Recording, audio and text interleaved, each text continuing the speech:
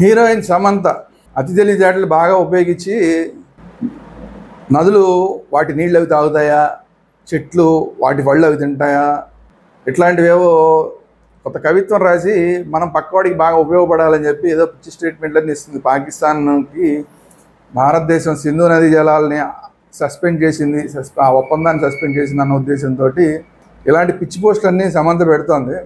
సమంతకి ఏమాత్రం అవగాహన లేదు, ఇంటర్నేషనల్ విషయాల మీద అవగాహన లేదు, ఇండియా పాకిస్తాన్ ఉద్రిక్తతల మధ్యన ఏం జరుగుతుందన్న దాని మీద కూడా ఏమాత్రం అవగాహన లేనట్టుంది.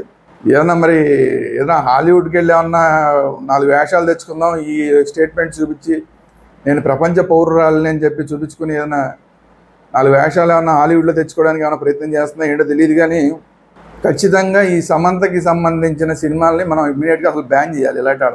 ఇలాంటి వాళ్ళని ఏమాత్రం మనం భరించాల్సిన అవసరం లేదు, ఇలాంటి వాళ్ళకి మనం డబ్బులు ఇవ్వాల్సిన అవసరం లేదు. భారతదేశానికి వ్యతిరేకంగా మాట్లాడే, భారత ప్రభుత్వం తీసుకున్న నిర్ణయాలకు వ్యతిరేకంగా మాట్లాడే ఇలాంటి దేశద్రోహుల్ని ఏమాత్రం క్షమించాల్సిన అవసరం లేదు. ఈ అమ్మాయికి సంబంధించిన టోటల్గా సినిమాలన్నింటినీ ఇమ్మీడియట్గా మనం బ్యాన్ చేయాల్సిన అవసరం ఉంది.